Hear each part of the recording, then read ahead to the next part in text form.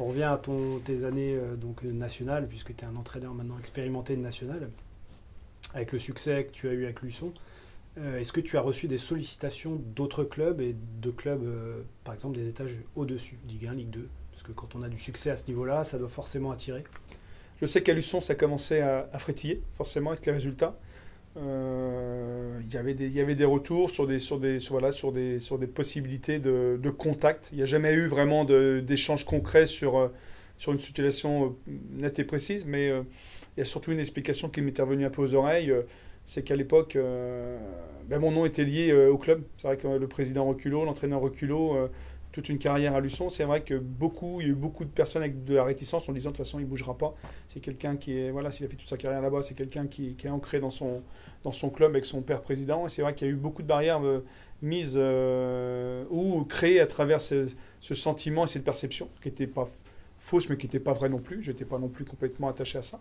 Et c'est vrai que ça bougeait un peu à l'intersaison, pas forcément pour des clubs de Ligue 1. Ligue 1, c'est pas le cas actuellement, et ça sera, je ne sais pas si ça existera un jour, parce qu'il faut aussi avoir, malgré tout, quand on voit les entraîneurs de Ligue 1, je pense qu'il faut avoir un parcours de joueur aussi professionnel, ce qui n'a pas été mon cas. Donc je pense que pour l'instant, ça sera compliqué pour la Ligue 1. Maintenant, si je peux m'attacher à me rapprocher des clubs de Ligue 2, ce qui était le cas à une certaine époque, j'espère que ça peut encore se faire. Et forcément que c'est cette ambition-là, maintenant très modeste, mais maintenant je suis complètement conscient du monde qu'il y a sur le marché, le nombre de places qui est très minime. Bon voilà, ça sera à travers mes résultats, ça sera à travers ma compétence dans le travail. Donc voilà, je fais mon petit bonhomme de chemin, mais il n'y a pas une projection où je me suis imposé quelque chose. Je suis pas comme ça. Donc est-ce que c'est une qualité, est-ce que c'est un défaut, j'en sais rien, mais j'en suis là actuellement, quoi.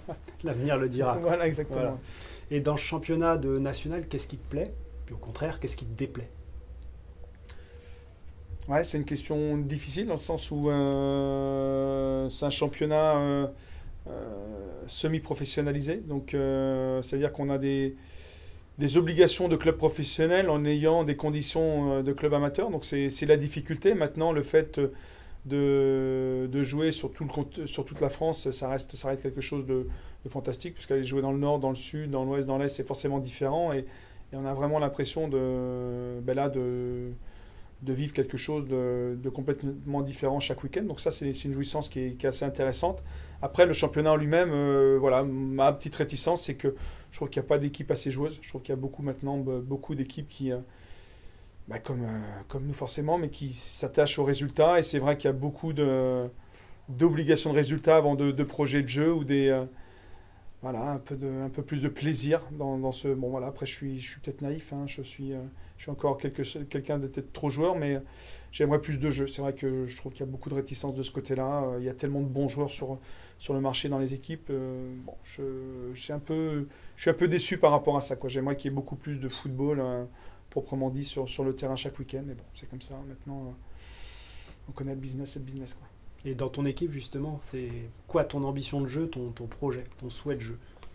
Alors moi, il est basé sur la possession. C'est vrai que le projet de jeu est basé sur la possession, capacité à utiliser le ballon, sans oublier forcément la transition quand on ne l'a plus, mais voilà, sur la possession, la capacité à créer un déséquilibre chez l'adversaire, faire en sorte que les joueurs prennent du plaisir, donnent du plaisir, mais ça prend du temps. C'est vrai qu'à Luçon, j'ai eu cette capacité par le fait d'avoir eu du temps de mettre des choses en place.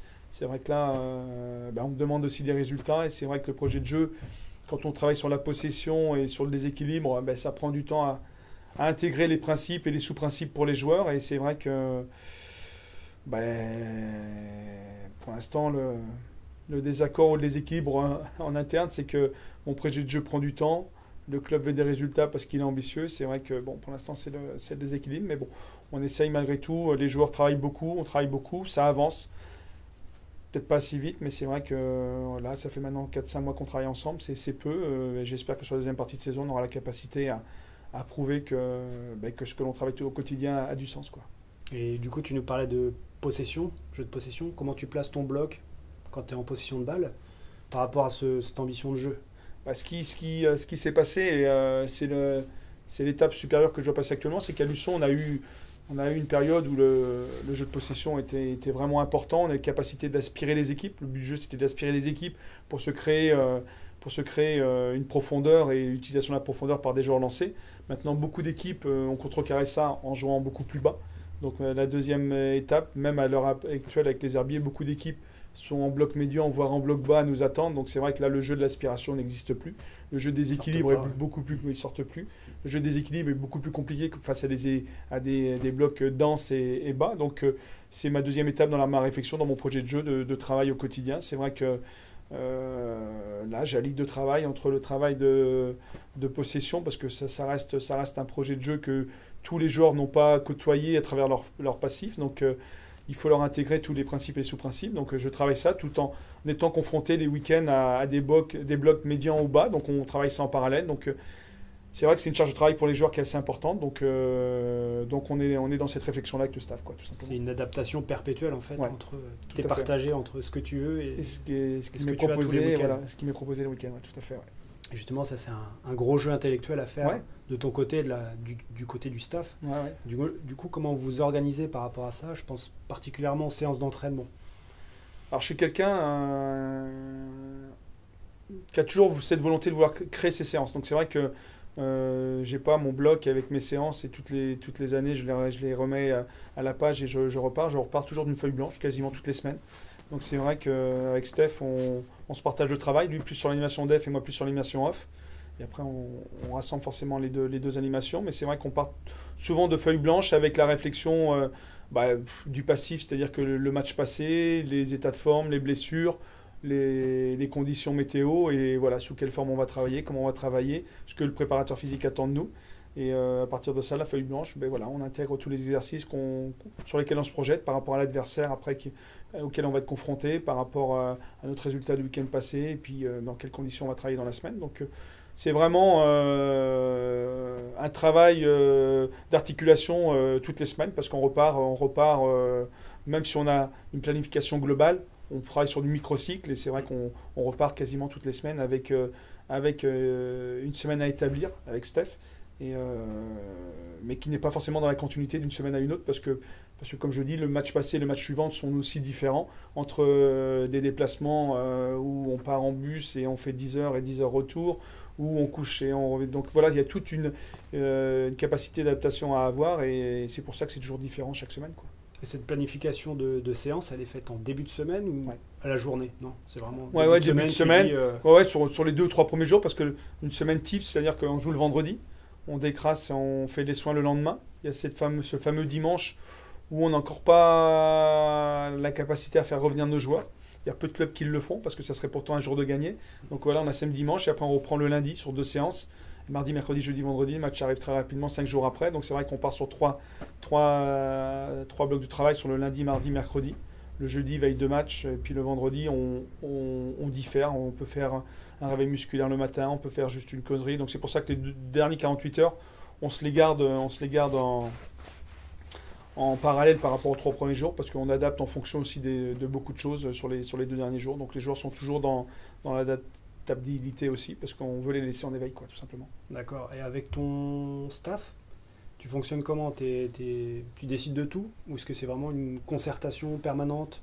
Et toi, le décideur, bien sûr, au final, mais est-ce que tu les intègres beaucoup dans tes choix, dans ta réflexion? Alors c'est un problème aussi, je pense que je suis trop dur avec mon staff, j'ai toujours été très dur, parce que j'aimerais avoir des gens complètement indépendants dans leur réflexion de travail, ce qui n'est pas possible forcément. Ce qui me demande tout, c'est que je sois le référent et forcément qu'il y ait une multitude de tâches fournies, mais à travers ma volonté. Alors que c'est vrai que moi en parallèle, j'aimerais que ces personnes sur qui j'ai grande confiance prennent la responsabilité. Donc c'est vrai qu'il y a toujours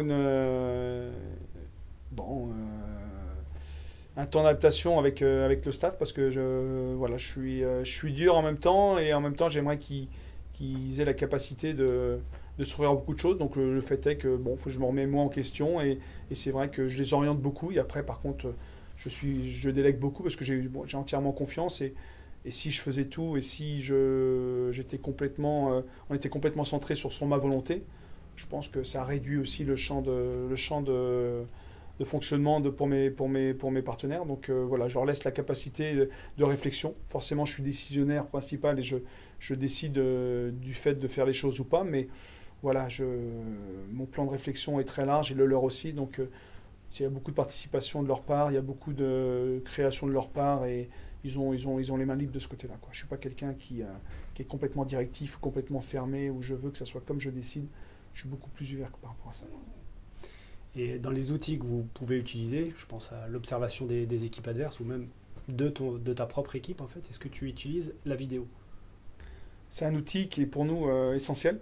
Un outil plus parce qu'on l'utilise au quotidien, parce qu'on filme toutes nos séances d'entraînement. D'accord. Principalement revues par Steph. Après, je les revois de temps en temps quand il y a des choses bien précises, mais lui les revoit. Parce qu'entre le vécu de la séance, où on est dans notre séance, on anime, et puis après un recul, où on regarde sur la vidéo, ça nous permet d'avoir des analyses différentes et de temps en temps de voir des choses qu'on n'avait pas forcément vécues en direct. Donc ça, pour nous, c'est un outil hyper intéressant. Après, pour les entretiens individuels ou collectifs, voilà, maintenant, les joueurs ont un ego tellement fort que leur dire des choses, ils le prennent, mais ne l'acceptent pas forcément. Par contre, quand il y a des images qui leur prouvent que ce que l'on dit va dans tel sens ou tel sens, bah là, le joueur est obligé d'accepter la remarque ou la réflexion ou l'axe d'amélioration ou l'axe de travail, parce que l'image prouve que ce que l'on dit a un rapport, quoi. Donc ça, c'est un outil hyper intéressant de ce côté-là, pour faire des reproches ou aussi bonifier. Parce que c'est vrai que ça aussi, l'expérience, c'est vrai qu'à Luçon, on servait beaucoup avec Steph pour faire, la vidéo nous servait de faire que des reproches. Et c'est vrai que ça, tout de suite, on se dit, à un moment donné, on est gentil avec notre vidéo, mais nos joueurs, on les emmène là plutôt que de les emmener là. Donc c'est vrai que... mais on a fait cette erreur-là. Maintenant, voilà, on avance en faisant des erreurs. Mais c'est vrai que maintenant, on s'en sert aussi pour valoriser aussi un peu le groupe. Et dans un troisième temps, on s'en sert pour les causeries d'avant-match où il y a toujours de la vidéo sur l'adversaire, sur nous, sur des choses extra-foot qui nous permettent de sensibiliser les joueurs, hein, d'aller chercher le côté émotionnel un peu plus. Mais voilà, la vidéo fait partie intégrante de notre fonctionnement pour nous. Ouais. Alors justement, là, tu nous parlais du côté émotionnel, la gestion émotionnelle de ton groupe. Comment tu fais pour garder un groupe concerné toute une saison? D'autant plus en national où on sait que le championnat est très fourni avec tous ces déplacements et puis ce nombre de matchs à jouer. Ouais, c'est la difficulté, hein, de toute façon, de notre métier actuel. Je pense que c'est le management. Hein, c'est avoir la capacité de garder son groupe complètement concerné tout le temps. Hein, c'est des joueurs maintenant, on est dans une société où les gens prennent et jettent. Donc même si c'est leur passion, même si c'est leur métier pour nous maintenant, parce qu'ils sont complètement salariés au club et font du foot leur métier, mais il faut constamment les garder sous pression, sous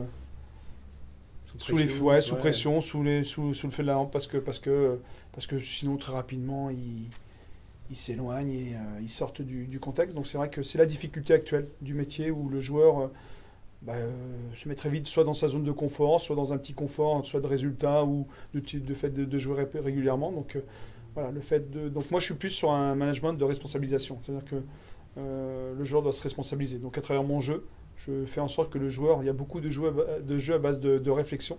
Je veux que les joueurs soient dans la réflexion, je veux que les joueurs soient dans la création. Donc c'est vrai qu'à partir de la réflexion, de la création, le joueur se responsabilise.